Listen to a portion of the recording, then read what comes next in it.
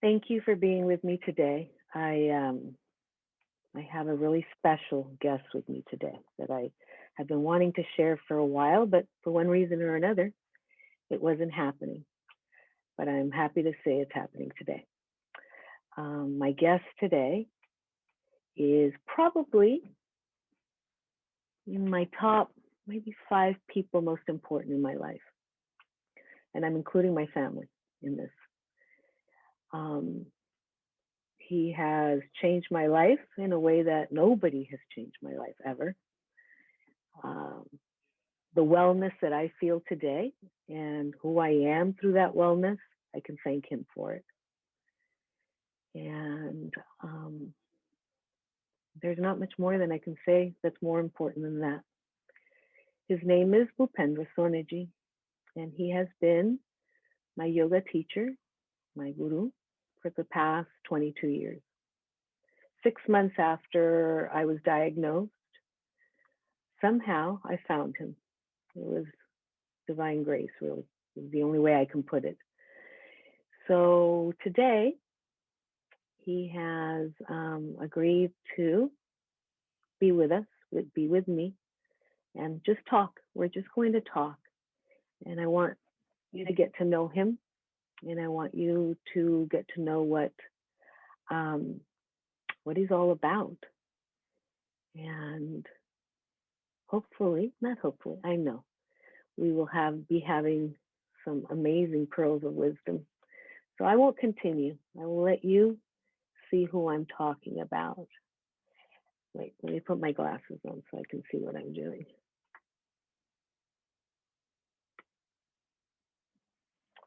And Sonaji, I'm going to have to ask you to unmute yourself because I can't unmute you.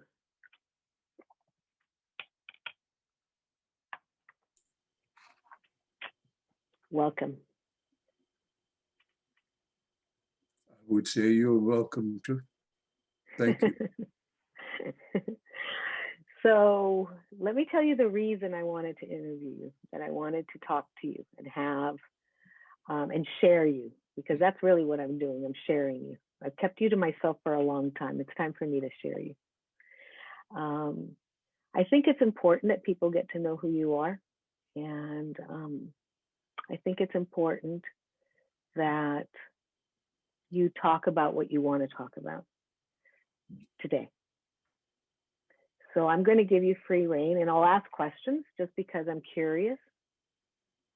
And I'm going to assume that my curiosity will be other people's curiosity. So I won't put you on the spot though. But let's begin. So tell us about yourself, Soneji. Well, you began sharing, you began telling you're going to share me. And whether you share or not, but the expansion is the key word in the field of yoga. It's the self-expansion as well as the expansion in the cosmos. And there I would like to use the word share, that you share that expansion and you become the part of the expansion. Expansion, how often most of us would like to be free. We define freedom in various ways. We define freedom so that we can do what we like to do. But truly speaking, freedom in the field of yoga is to have mastery over you so that you do not do what you want to do. Because ultimately, all the time, it is our mind that not only tells us, but dictates us what to do. And we have no control.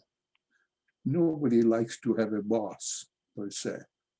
And I think Margie, you know that word very well. Yes. Nobody likes to have a boss, but you like to be the boss of yourself. That is to have mastery over yourself. And when, what do you really mean by having mastery over yourself? Because first of all, we need to find out where is our shackle, where is the chain that binds us. And we often blame the third person, third thing or any object. Or sometimes we say, oh, my time is not right. So in other words, the time binds you, person binds you, person restricts you, environment restricts you. These are the kind of on the surface, every one of us would like to blame somebody. But the science of yoga is so beautiful that upon being introverted, you find out, truly speaking, nothing external of you that binds you. It is just your mind that binds you. Whereby I'm not saying mind is bad or so, but we do not truly understand the mind. We do not groom the mind. We do not tame the mind. And once when you truly develop oneness, friendship with your mind, that's the time you find out that what you were using mind so far was to enhance your personality in the minds of somebody else. You wanted to be what you are not, and you wanted to do something in order to change and create a so-called phony image. But you can create any phony image to yourself. The problem comes when you create a phony image for your own self too. So you truly do not understand what is that true image. Who am I? And in Sanskrit, they say, Koham, who am I, ultimately? And all the problems of human being can be summarized into two fundamental questions. And one, the first and the foremost is Koham, meaning who am I? And some point in time, we'll come to know what is this world around me? Why have I created this? Or it has been created. So Koham Kuto Jagat, pardon my Sanskrit. So Kuto Jagat, what is this? And where does it come from? Jagat means in which everything is changing. Jagatyam Jagat. So once when we understand this and try to think not with mind, but of mind, as to how does the mind behave? How does mind put shackle?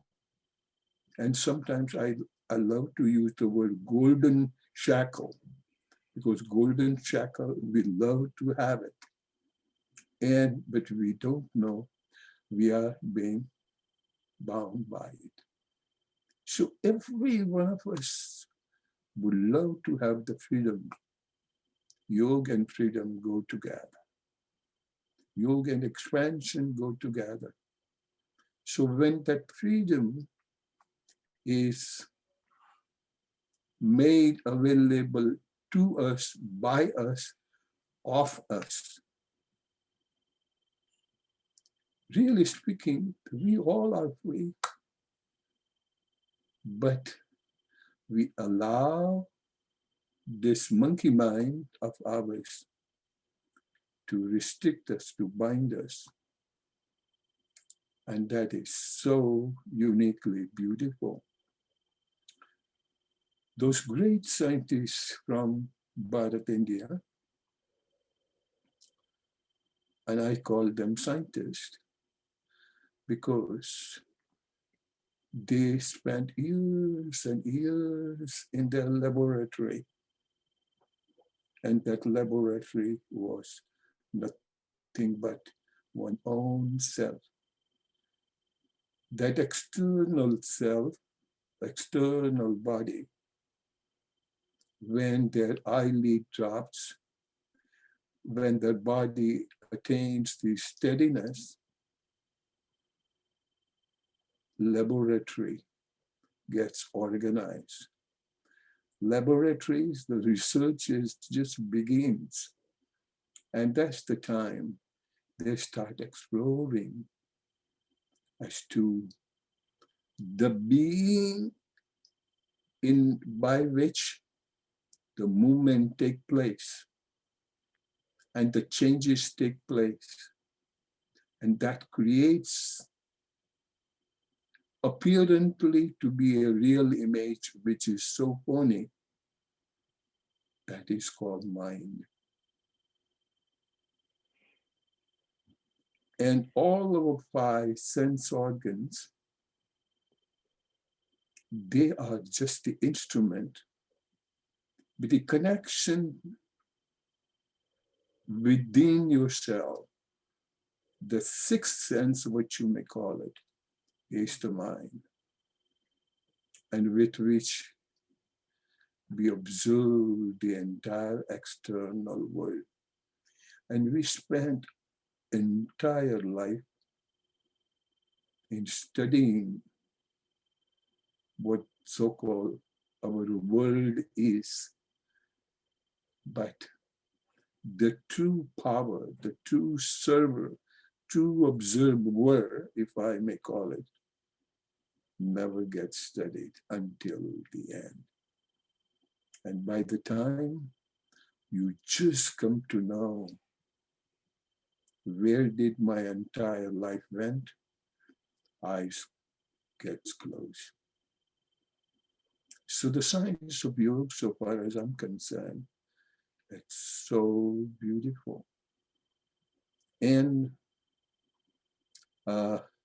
Margie, I don't know what to tell you, but I love you so much. You have become a part of my life to the degree because you have shown the enthusiasm. You have shown the science of yoga as if it is the only thing to be learned, the only thing to be studied. And that's what, with your devotional attitude, you have learned, you have adapted, and now you are sharing. Coming back to your first word, share. And that sharing has added a real and different dimension to your personality. And that personality, externally, whether people recognize or not, but they do recognize because of your friend, our friend, that they love you, they like your sharing and teaching style. It is so important that how changes take place. And these changes are nothing but they bring you back to your original state. And the original state is true health. It's not what clinical and medical doctors define. True health, so that you feel bliss. You don't feel, I don't like to use the word happiness because happiness depends upon a third thing. Something can make you happy, but yoga is a science which lets you know that you don't feel bliss, you are the bliss. Science of yoga does not let you make you a better lover, but it makes you realize you are the love. And it is so sad that we all are wandering in this beautiful world like a beggar, like looking for somebody else to love us.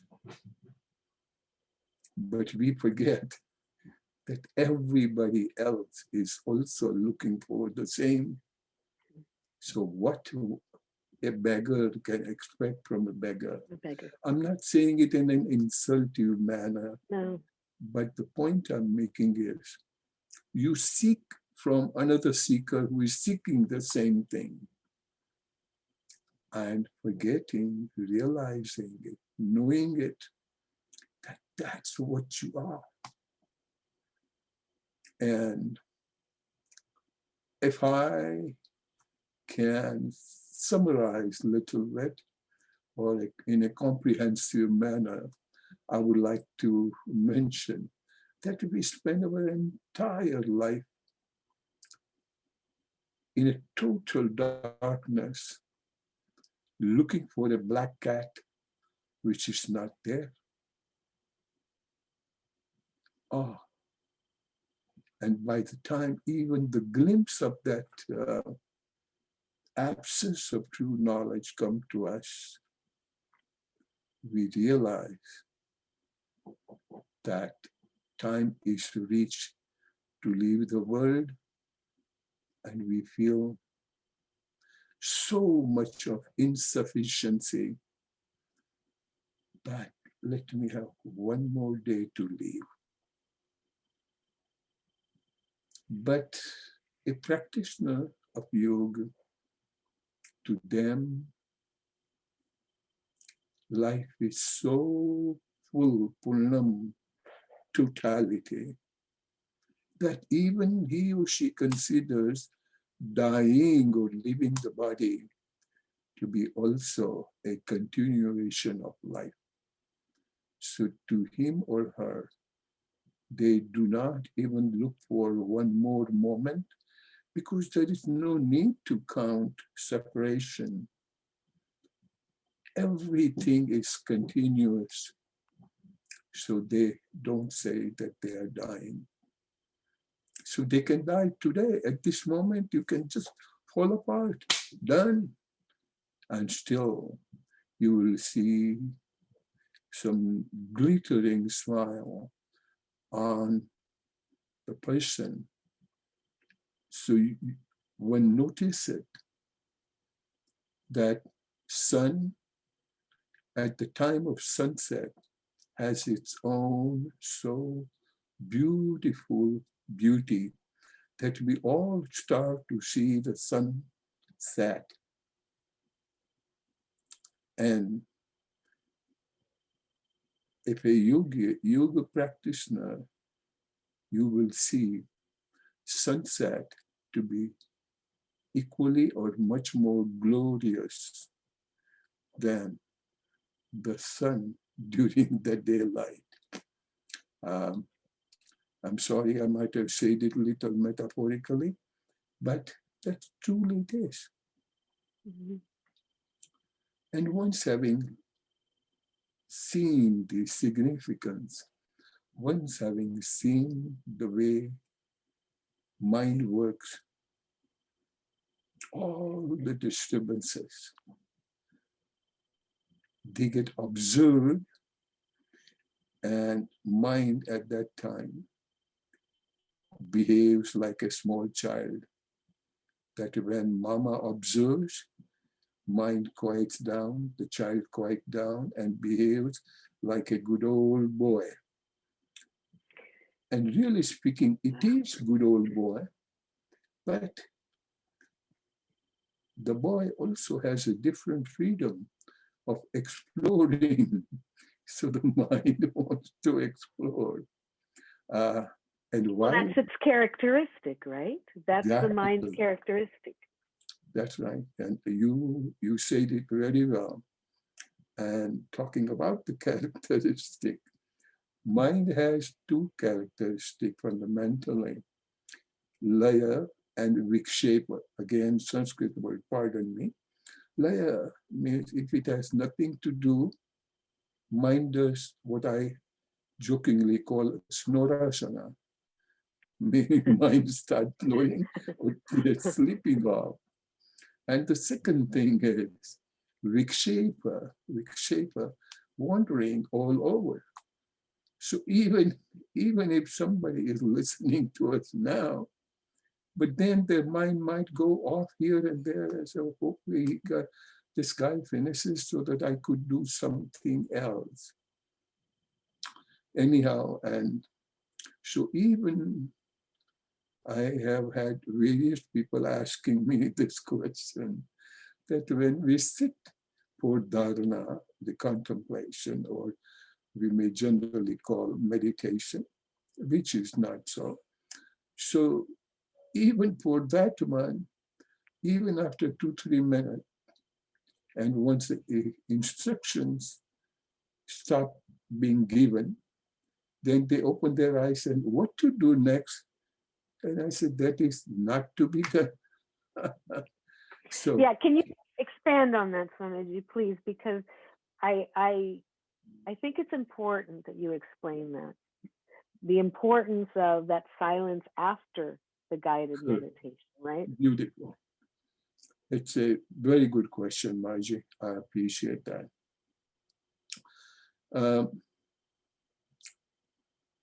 It is the silence.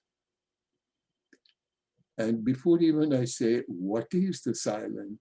I would say silence is not to talk or not to do, but silence is not having anything to do or not having anything to talk. So that itself appears to be nothingness or sunyam.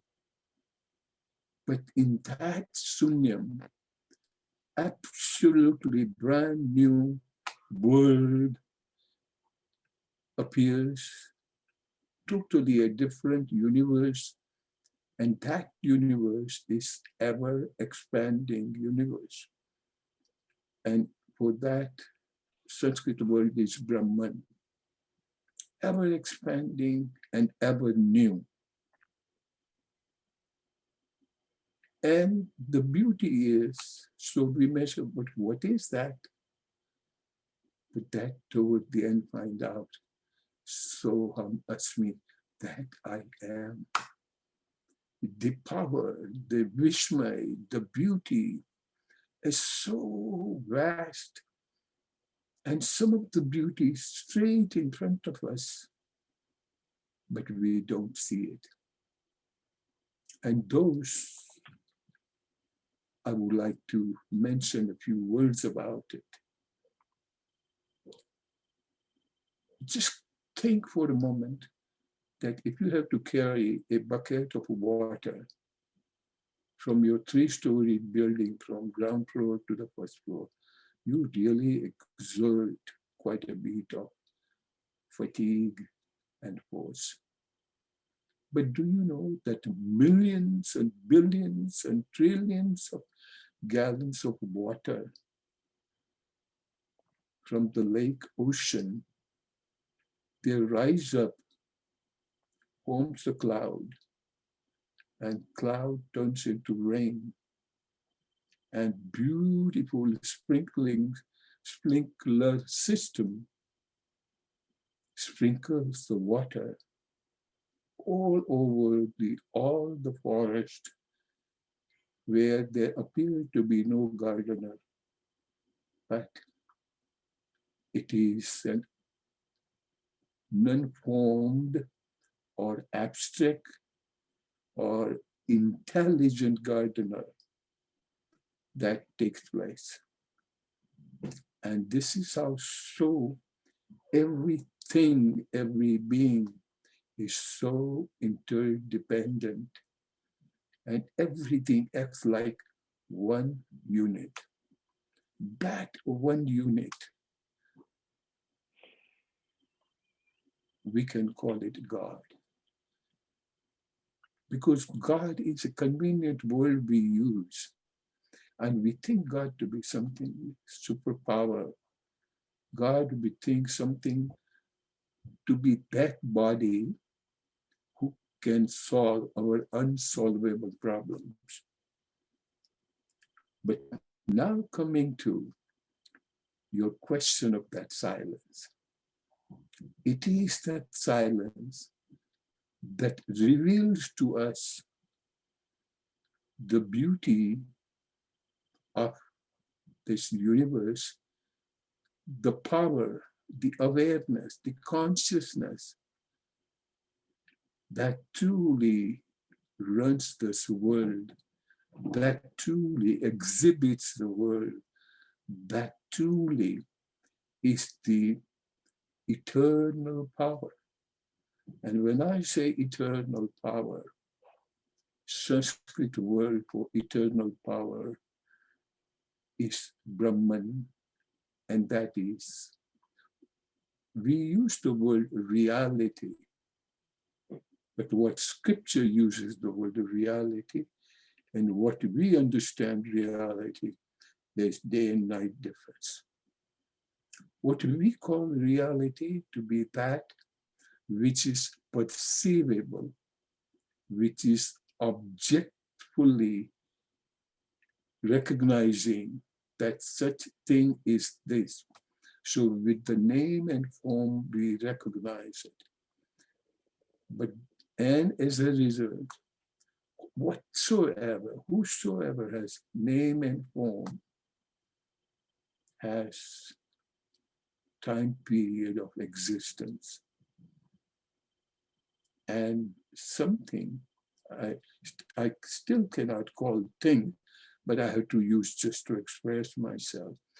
Some element which is eternal, which is beyond time, which is beyond space, that never was, that never is, and that never died, and still it ever was, it's ever present, and ever will be. So beyond time, that is what the spiritual science or the science of yoga call it, reality. And that reality cannot be realized. I won't say discovered because you cannot discover it, it's there. So cannot be realized when your mind keeps you busy with all the objective searches and keeps off wandering. So when that mind reaches to a no-mind state, when the vikshepa as well as laya, which is sleep, do not take place, thereby, I don't like to use the word mind dies. Mind goes into a deep sleep state, but that is also not right. But when mind becomes no mind, when mind becomes no mind, that means you start going outward, you start learning objects. And let me clarify the word object. Object is everything other than subject. And you may say, what am I talking? You said you stop learning objects. Is that what you said? Initially, during that stage, and I will clarify, Right. remind me to clarify that point also. So initially, because our mind is all the time external, We want to learn, and we still think that our true self is outside of us. Okay. And our true self, we still think it to be an object which we can get hold of. And the object is other than subject.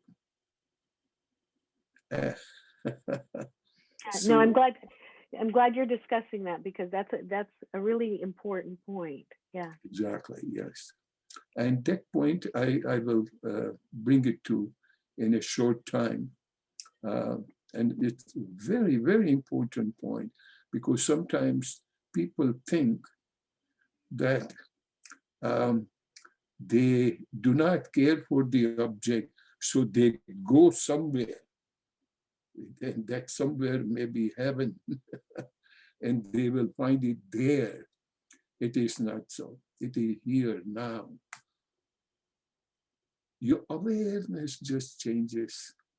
You see the subtleness, you see the minutest beauty, and you feel so joyous, you feel so grateful, because you start recognizing it.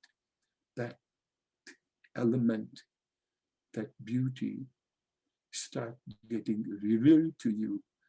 And so you are always with that beauty. And that beauty, the part of that beauty is also the objective beauty too. But if we are only with the objective beauty, we fail to understand what is subject. And we still think the object to be the subject and that to be the whole life. So it is not that those who live spiritual life, that they go out in the jungle or forest or on the Himalayas. That is not true. It helps for a while to be away from this, to let you study what is not silence and what was disturbing me. And that's the time to study of mind.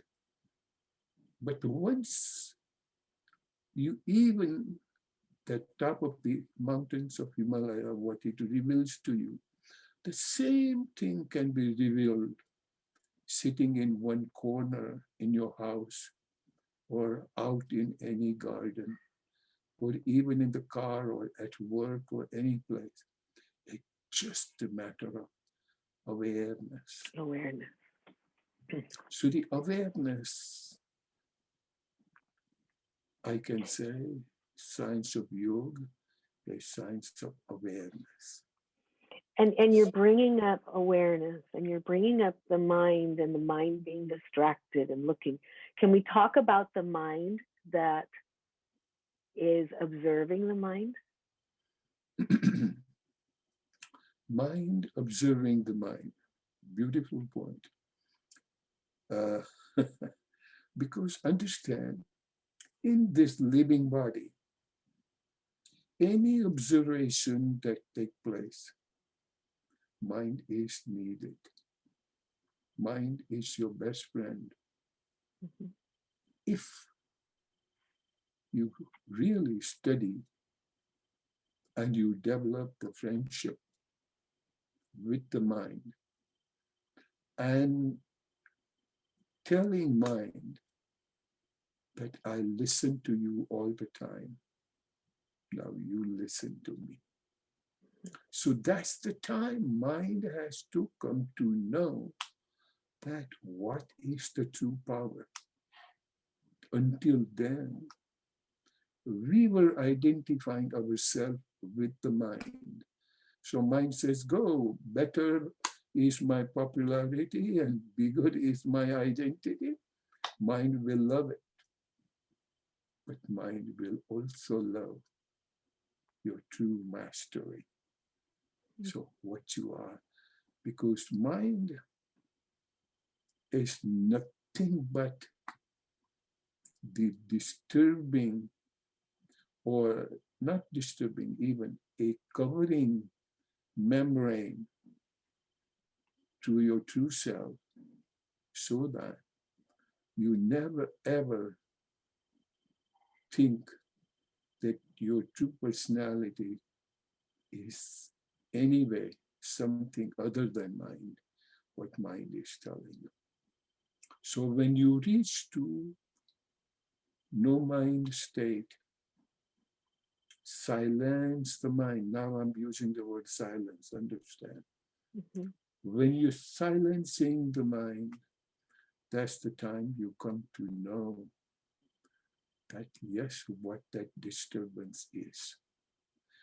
Metaphorically, I would like to add a few words to it. If you are constantly seeing huge or small waves in ocean, you never will learn the beauty of a lake. Lake is nothing but an ocean, but without waves. When you go to an ocean, you will not see anything, if at all, deeper than 10 feet because of waves, because of agitation, because of disturbance, because of vikshepa. But lake is so serene, so silent, so that you could see mile deep into it. And that depth, you find out, it's so real, so beyond time, so beyond space. And still, that is what you are. That's how profound you are. And that profoundness, that's not the English word, but I'm using it. Yeah. That Understandable. that profoundness is what the science of yoga or the spiritual science bring to us. So let me ask you, Soneji, for somebody that doesn't meditate, for somebody or Mhm. that thinks that reaching that silence is not something that's possible, that the mind is always going. We're talking about that third mind now, right? We're talking about that third mind that observes. Would you say that training that third mind, right, or that second mind, we'll call it, that observing mind, training that observing mind is part of the process to be able to go into a successful meditation practice, into stillness, into equanimity, if you want to call it that, right? Into that lake state. It is so because just look at the life of a toddler. When a child is born, child even does not know how to roll. Then slowly he or she starts sitting on his knees and walks on four legs, you can say. Then slowly parents guide him or her with a little walker, so the limbs become stronger. And not only they become stronger, they learn the coordination, they learn what is balance. So this learning process, no matter at what age, we all need to learn. So what really happens is various technique, and I'm not emphasizing anything. So you can, what is in the modern world today, they call it yoga, okay, yoga, but modern spread of the knowledge is also good, but they are taking to training the limbs so that the body does not get tired sitting at one point even for 5 minutes, the agitations in the body slowly get reduced. So the asanas come into picture. Then the beautiful most gift that human have, that of breathing. So the trained breath and the art of training the breath and recognizing the deeper hidden uh, force, which is called prana. We try to learn what is prana, what are the unknown dimension of it. And really speaking, learning of unknown dimension, Sanskrit word is ayama. And prana being the force to learn the unknown dimension of prana, the science, the topic is called prana, ayama, pranayam. So pranayam comes after training of the body to sit in unshakable, unmovable posture. And in the asana side, we've been told that, hey, keep your spine vertical, spine vertical. Why? Because all our central fulcrum axis is the spine.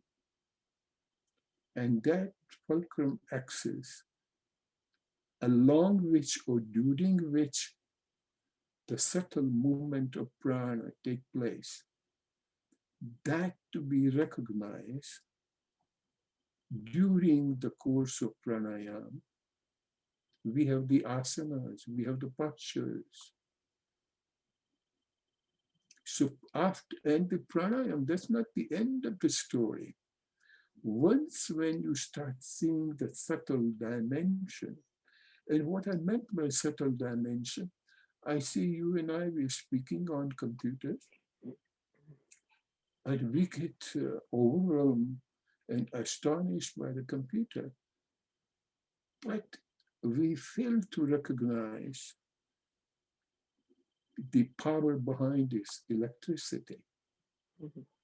But then when you realize the electricity, this is pranayam, you can say, but still to go further. By doing so, your whole focus from being astonished by the glories of what a computer does or what the electricity does goes to electricity, that is introvert. So our all external seeking goes to introvert. As to what is it? I do see there's a lot of rain, but where does the rain come from? Oh, it comes from the cloud. Oh, now, but where do cloud come from? So our direction of thinking, our seeking of the guidance of astonishment changes. So the fifth stage is introvertness. And this is towards seeking of the reality, towards. And towards word in Sanskrit is called prati. And so the food that takes you there, the element that takes you there, that's your food for it. So that's why it is called a prati. Ahar, ahar in Sanskrit means food. So the food that takes you introvertness. And after having been introvert, then what really happens is, now come the word vikshepa, silence, and all those. I'm sorry, it may appear to be maybe taking a little longer time, so you let me know, I will stop. But No, you're this, okay. that introvertness is so beautiful that this will gather your mind to be running into 10 different directions, slowly brings it to one direction.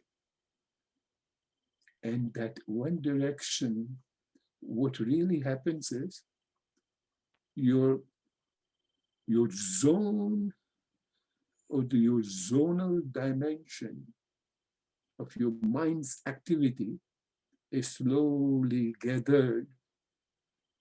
And this gathering of the zonal dimension, there is a word that describes it, and that is dharana.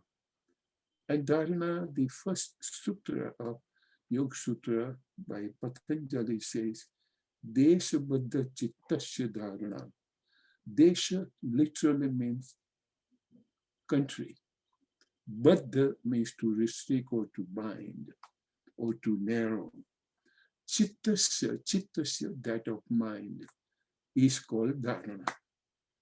So, and I describe it, that gathering the zone of their activities. In other words, plain simple word, focus on one Focus. point. Mm-hmm. Just focus on one point. But whereby I was just describing where that sutra comes from. Deshabadda Chitta Shadarana. And once when that is there, so then what will happen? Most of the people, it is nothing wrong initially to call it. They call that to be the meditation. But so in other words, that is the gathering of the mind you have to do. So that is to be done.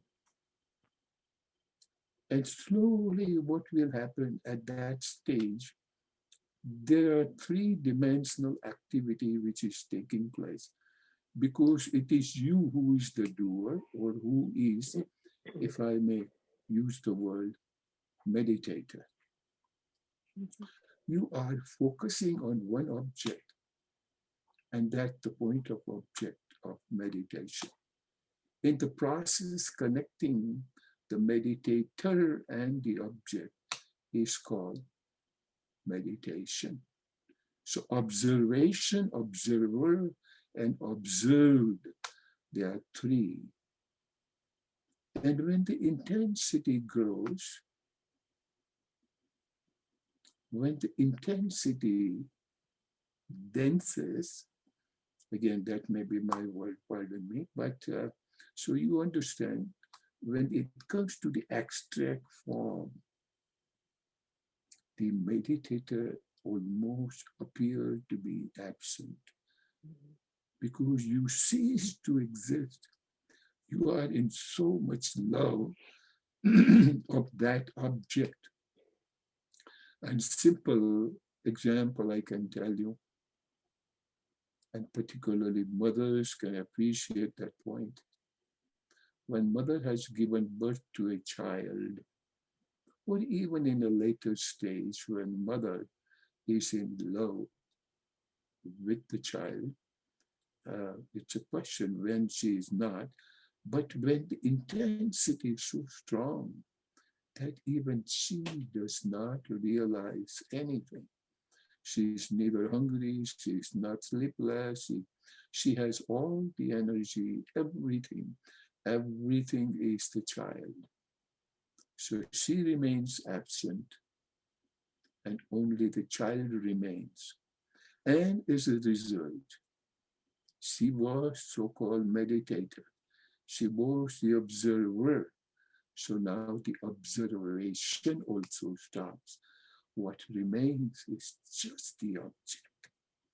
And when that object is one-pointed, and at that time, your apps, and here the object is what? Your true self. So when you reach to your true self, that is when meditation happens.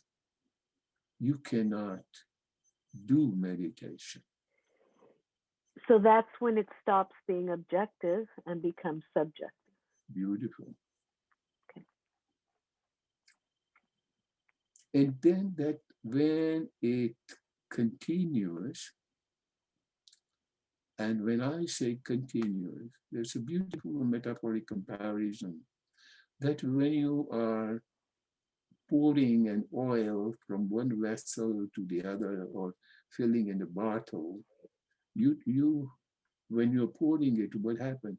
Some point in time, the flow of the oil may not be continuous, but there may be some droplet dripping and there will be discontinuation of the flow.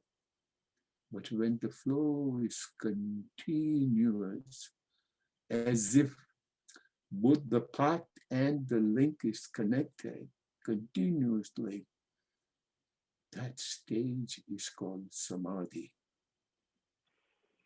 And that is when you are so one with the universe. One with the universe, or you're part of the universe. You are the universe, right? You are the universe. Thank you. Yeah. Good comparison. I mean, good statement. I appreciate Yeah. So my experience has been that the closer we get to that, I'm not talking perfection. Obviously, you know, I'm a perfectionist. I'm a reformed perfectionist. So I'm not talking perfection. What I'm talking about is the seeking of just being, not becoming, but being. If we can move closer to that state, then that's where we find that you're talking about. Absolutely so. And Margie, let me take, I don't like to use the take your permission. I don't need to. I will talk about you no matter what you feel. And for the other people to understand that what you were 22 years ago, I just happened to be an instrument. But at that time, she was so much into the objective world. And there are a couple of characteristics of the objective world. And those characteristics is you all the time lose your balance as to who you are. You are so much in disharmony and you are so much at unease. Harmony, when you are in tune with the universe, when you are flowing with the universe, you are using the power of the universe instead of fighting that power. Things may be happening one way, but you say, no, no, no. I cannot afford to sleep now because I have some guest. Nature wants you to calm down. And we say, nature, you're stupid. I have to do this. So you are not in tune with, when you are not in tune with your body, so you can call it disharmony. And that disharmony, talk about the harmony. Do we know that your heart, for a moment it says that you want to run, but no, I want to rest. You'll be dead. Mm-hmm. Heart has to be in so much harmony. And at that time, heart does not only want to coordinate with your motor organs, but even with your lungs, even with your excretory system. Even it has to sharpen your eyes to see where you are running and what you are running. Even it has to sensitize your nose to allow some quick forces of breath going in and out. It gathers the energy expenditures of the other direction. even if you would have eaten, but at that time digestion will not take place. So it brings such a beautiful harmony, provided you let it have that harmony. But while running, you think, oh, let me grab a sandwich and eat. That's not harmony. So it is so beautiful to understand nature and harmony, subjective search and harmony go together.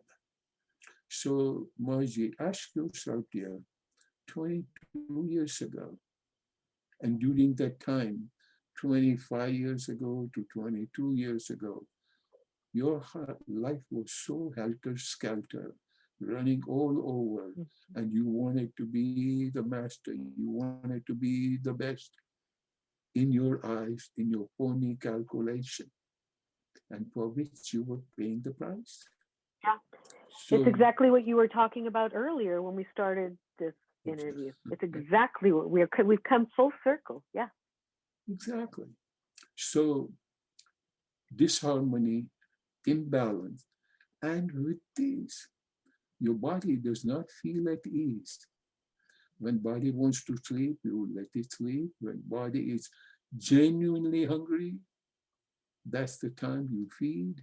Then there is harmony.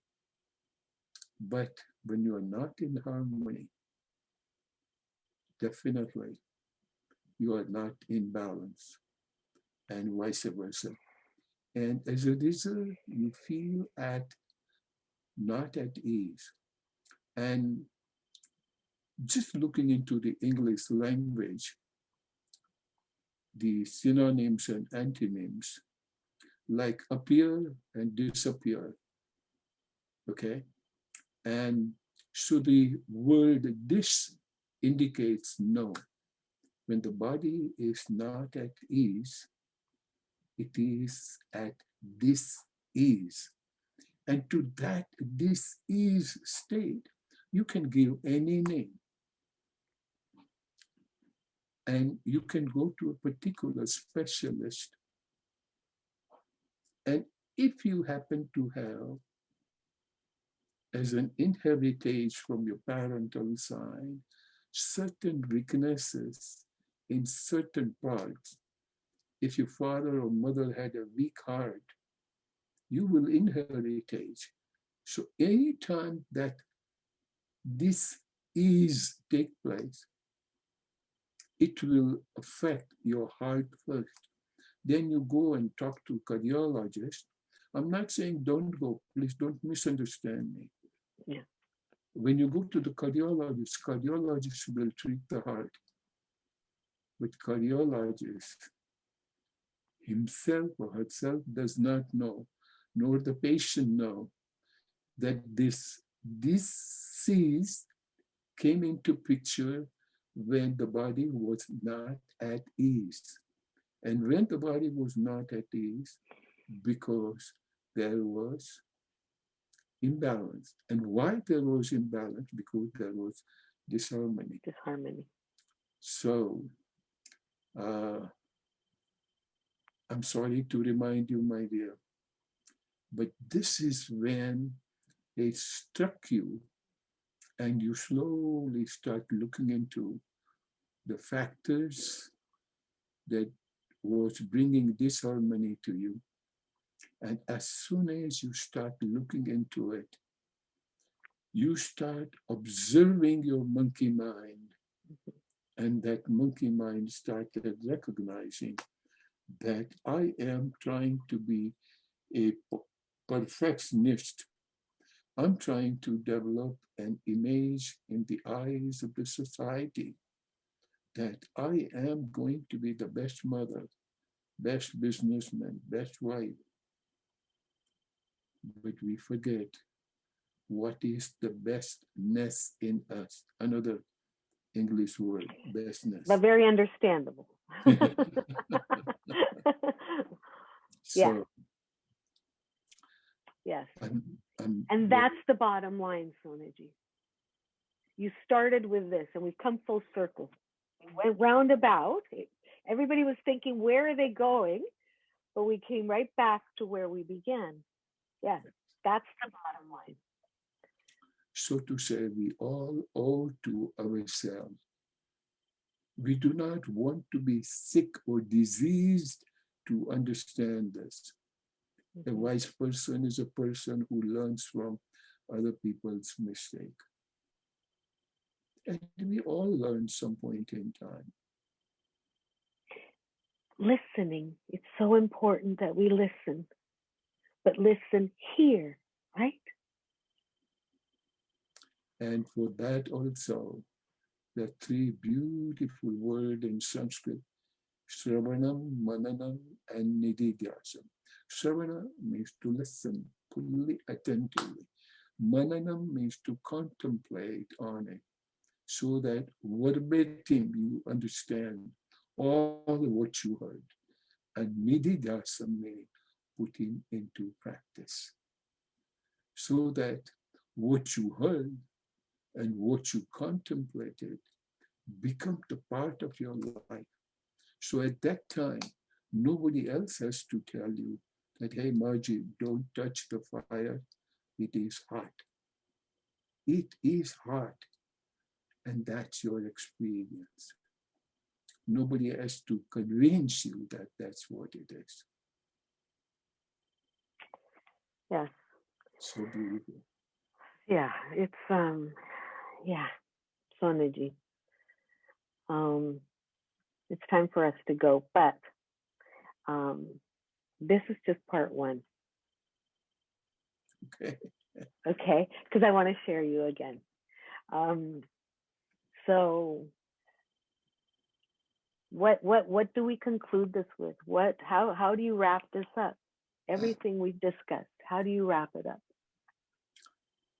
Number one,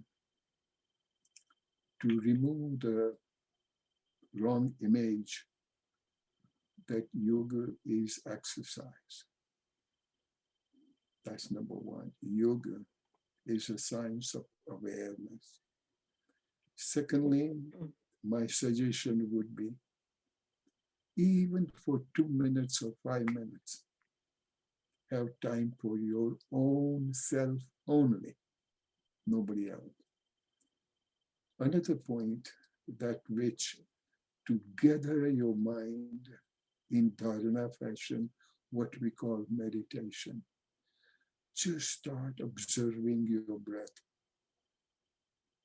And the part we have not covered, but as you warned me, that one more session coming up in which we may learn how to observe the breath.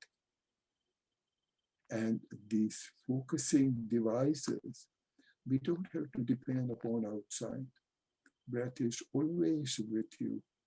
And breath has such a profound effect on your physiology and hence also on your anatomy. And that's our life.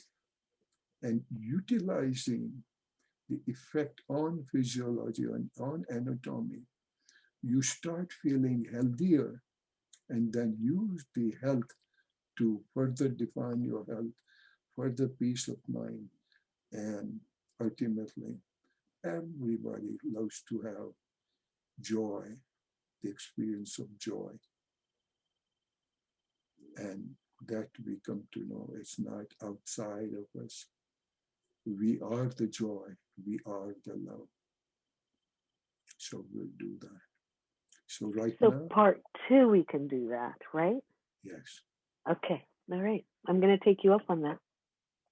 So until then, even if we don't know what is breath, but at least give a thought as to really, is there any truth to the matter that the breath need to be paid attention to?